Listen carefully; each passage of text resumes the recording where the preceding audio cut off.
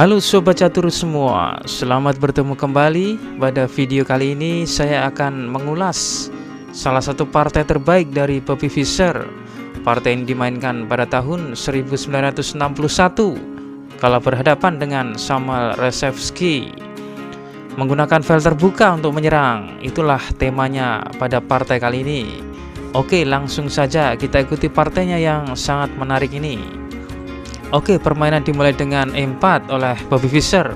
Lalu Rzeszewski membalas C5, pertahanan Sisilia, kuda F3, kuda C6.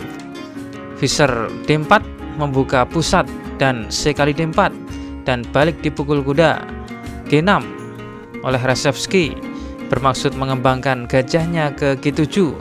Fischer melanjutkan kuda C3 dan tentu saja hitam gajah G7 menyerang dua kali kuda.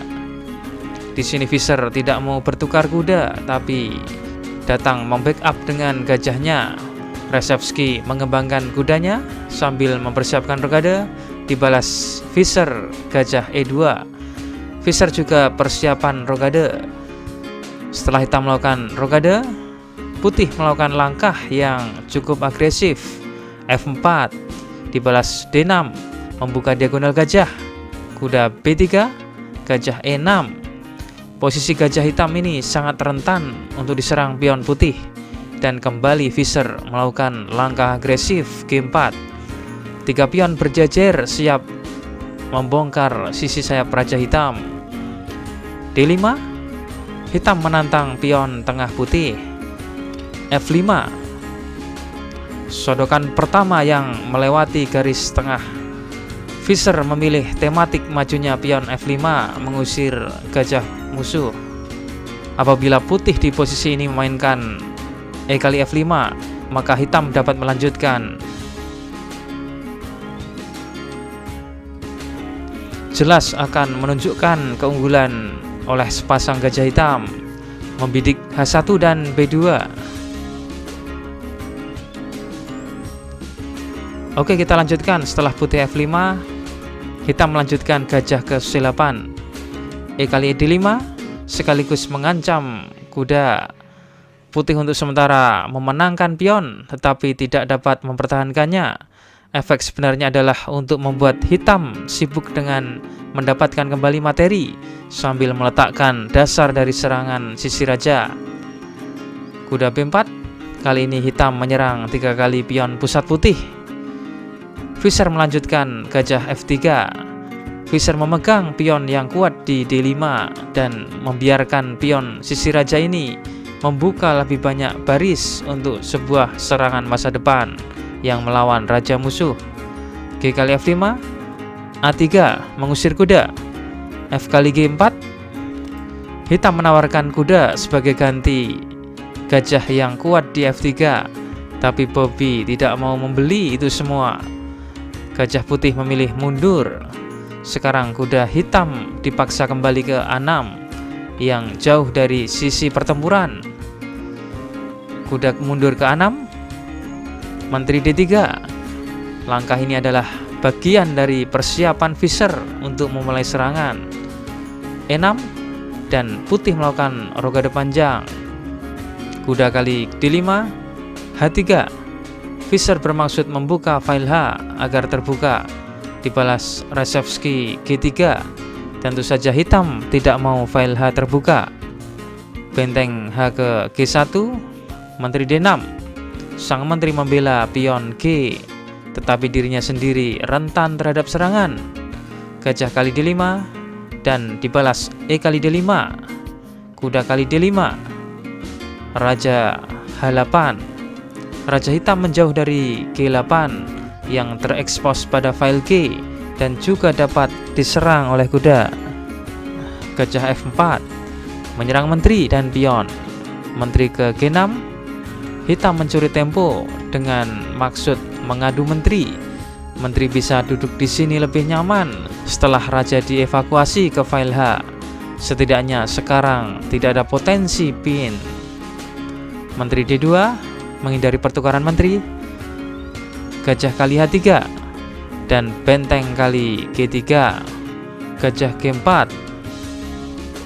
Atau di sini apabila hitam memainkan menterinya ke H5 bermaksud melindungi gajahnya, maka putih dapat melanjutkan.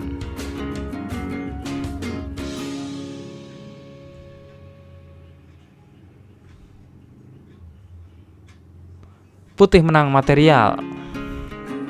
Oleh karena itu di partai aslinya hitam melanjutkan gajahnya ke G4. Benteng H1, benteng F ke E8. Benteng hitam mencoba untuk mendapatkan beberapa counterplay pada file pusat. Kuda E3, menteri E4 menyerang benteng, direspon Fischer. Menteri H2 membela benteng sekaligus menambah superioritas di file H. Gajah E6, benteng kali G7. Fischer melakukan pengorbanan kualitas, dibalas raja pukul benteng. Pengorbanan pertukaran membawa akhir yang cepat ke permainan. Putih tidak memiliki masalah, sedangkan hitam memiliki masalah dengan kuda dan benteng yang jauh dari pusat pertempuran. Menteri H6 skak. Dalam posisi ini apabila hitam memainkan rajanya ke pojok, maka gajah E5 skak. Menteri hitam tidak dapat mengambil gajah sebab harus menjaga pion H7 dari ancaman mat. Maka hitam harus bermain F6. Gajah kali F6 skak, raja G8 dan menteri ke G7 skak mat. Oleh karena itu di posisi ini hitam memainkan rajanya ke G8. Lalu Fischer bermain benteng ke G1 skak. Sekali lagi jika raja ke pojok maka akan mat dengan menteri ke G7 dan terpaksa hitam menutup dengan menteri.